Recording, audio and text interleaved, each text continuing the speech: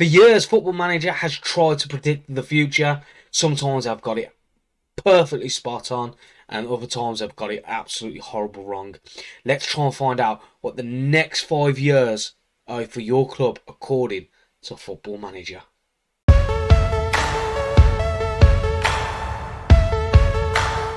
When people ask if I like football, I tell them yes.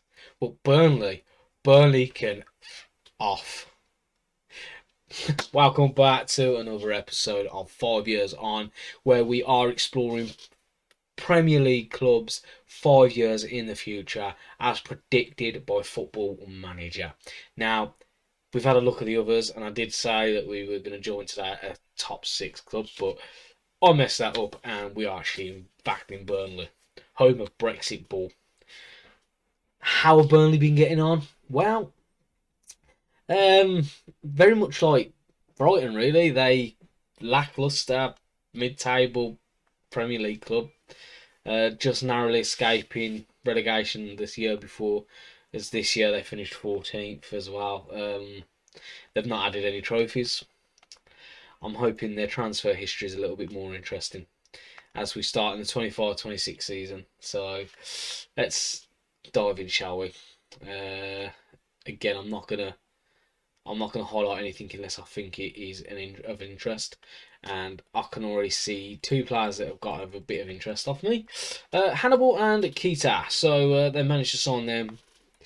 Hannibal's probably not hit the heights of his career, as predicted by Football Manager. Chris Wood's only just left Burnley, so goodbye to him. Year before, signed Steffi Medvedi. And he signed Wilfried Zaha off Aston Villa, if you didn't know that already from a couple of episodes ago. Signed Kyle Palmer as well. As for your outbounds, anything of interest? Oh, you must have signed Joelinton at one point because you've just this year you'd sent him out on loan. Maxwell Cornet had left you in 2025. And Mason Holgate. Again, nothing spectacular, I don't think. That's where you saw Mason.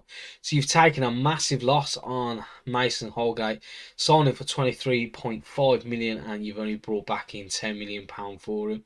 This year you spent £98 million. That is not the Burnley way.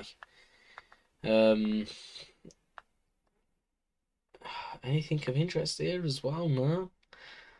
No, nothing there. In the 22-23 season, he spent £30 million and brought in 5.7. This is definitely not the Burnley way, and I definitely think Football Manager has got Burnley wrong. How did you do in this year? So this is where you signed Joelinton. You actually managed to sign him as part of an exchange for Tarkowski going off to Newcastle. So Newcastle using their foreign billions to bring in Tarkowski and sending you Joelinton on as part of that deal. Not the worst swap, I guess, but could have probably just said no and got a hell of a lot more money than 825k. But I suppose at that point he was out of contract, so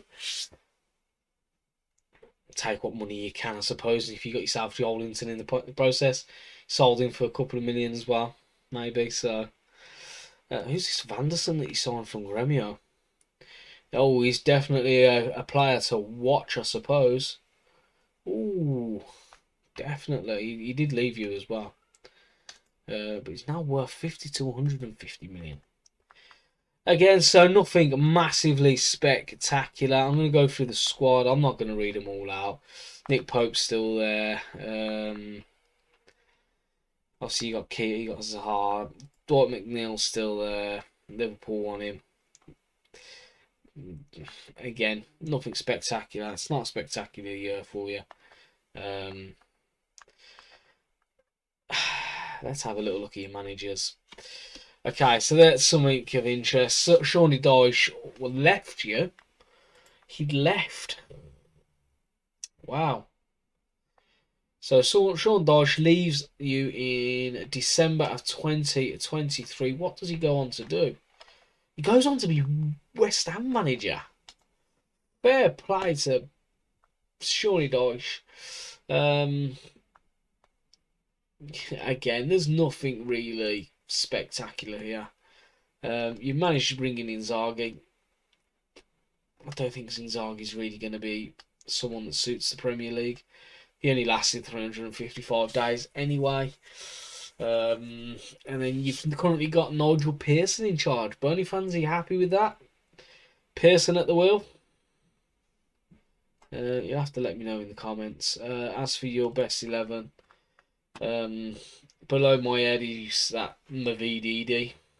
You can see Dwight McNeil, Kraft, Doan, Brownhill and Peretz, and then your back four and Pope. You brought in Daniel Ruggiani at one point. Obviously I've skimmed over it all, didn't I? So you signed him for 3.5 million. I mean that must have been in the first year, yeah.